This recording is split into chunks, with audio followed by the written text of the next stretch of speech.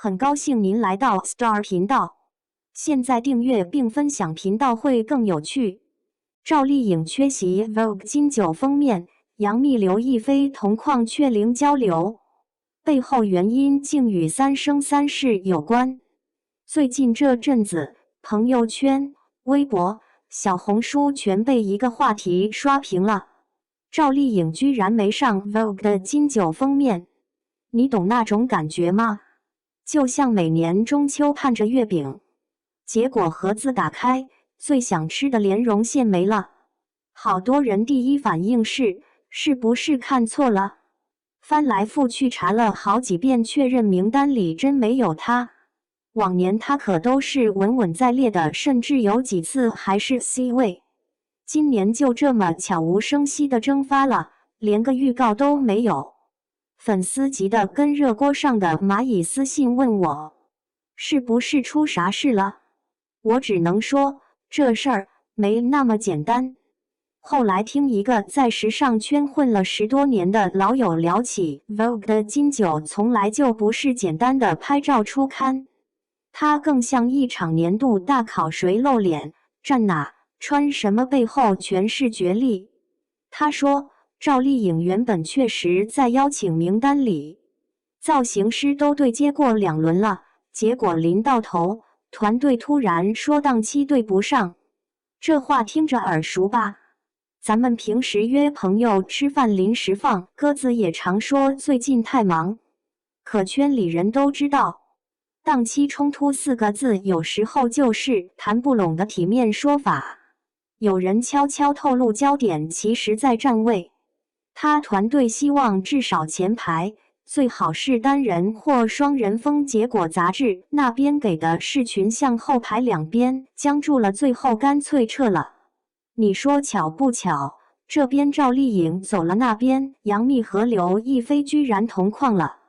这俩人一个演过剧版《三生三世》的白浅，一个演过电影版的白浅。8年前那场谁才是真姑姑的争论到现在还有人翻旧账。那天拍封面，两人站得不远，可从红毯到拍摄愣是没说过一句话。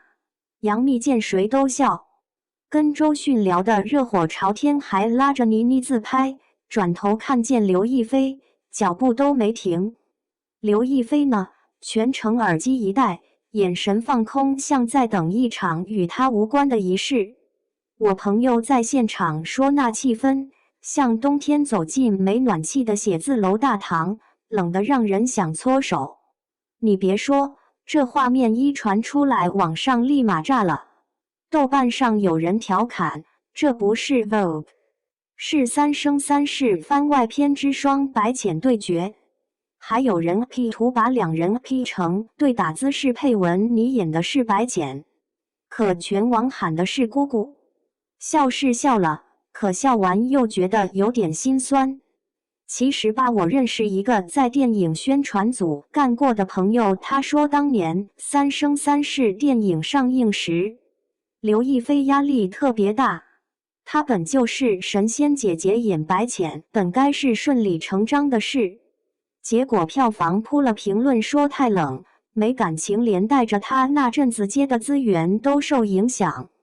反观杨幂，剧版虽然被说造型雷、台词飘，可架不住火啊！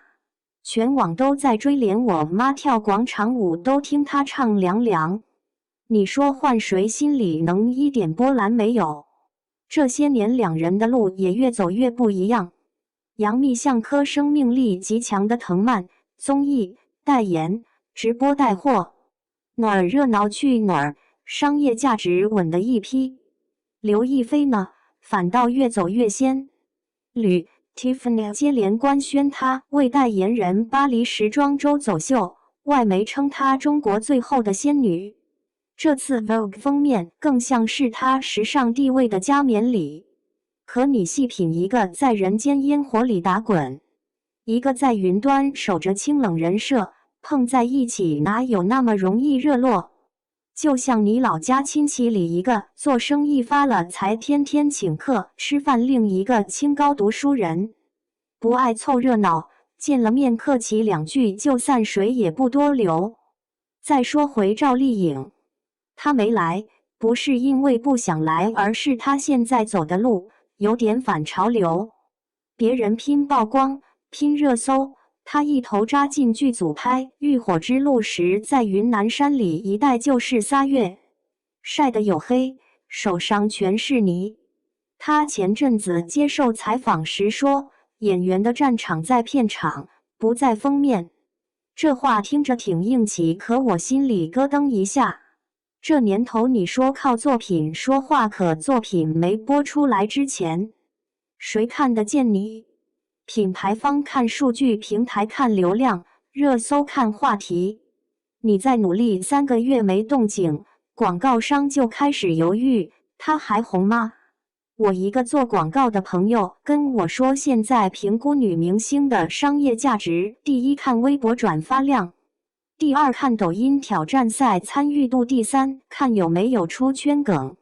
赵丽颖演技没得挑，可最近2部剧还没上线，话题全在离婚后独自带娃穿平底鞋接孩子这类私人新闻上打转。